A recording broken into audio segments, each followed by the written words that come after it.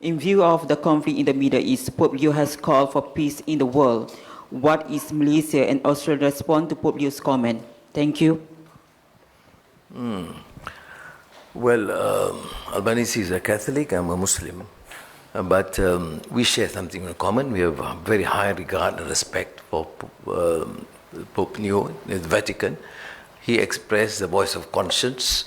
We followed his statements and we share his expression, his desire for peace, for justice, that atrocities must end.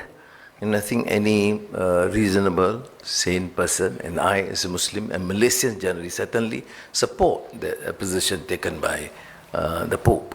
And I think we would certainly believe or suggest that people, sane people across the world, should support the call for peace against any form of injustice, atrocities, whether he made reference specifically to Gaza or the position in the Middle East, or in that, for that matter, after the aftermath of the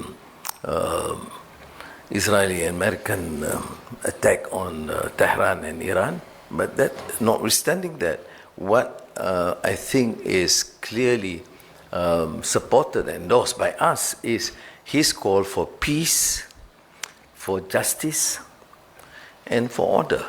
And I can't see any way one can question, dispute, or consider that as a unreasonable or unfriendly statement. I mean, this is a call that must be supported by all. And I'm glad to say too that the present Pope has done whatever is necessary to engage with leaders of other religions, and I understand also that he has been one of the most active in terms of engaging with Muslim scholars at Azhar, and I have been really informed that people are extremely happy with this new attitude towards friendship and engagement. I was honoured to have an audience with the Holy Father Pope Leo after his inaugural Mass just a year ago. I found him a very thoughtful,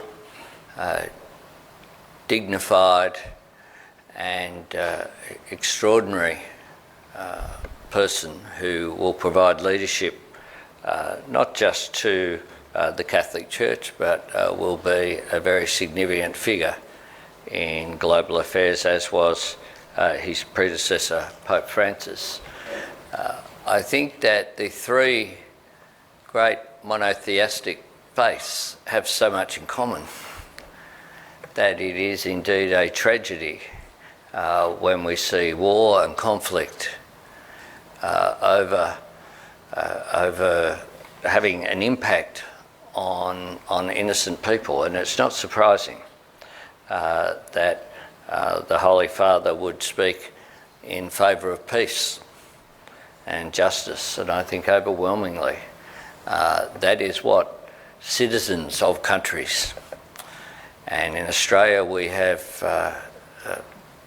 we celebrate and respect people of all faiths and of none, and I think overwhelmingly people want to see peace. And we are seeing the consequences of conflict. A conflict on the other side of the world. I think that most people, with respect, I'll speak about my citizens, most people, if you ask them to find the Strait of Hormuz on a map last December, I would be surprised if there was a large number could point to it directly. Everyone knows it now. There are consequences of conflict for a loss of innocent life, but there are also consequences for everybody in the world at the moment due to what is extraordinary negative economic consequences of the conflict, which is why we will continue to argue for a de-escalation and for a resolution through dialogue rather than through military action.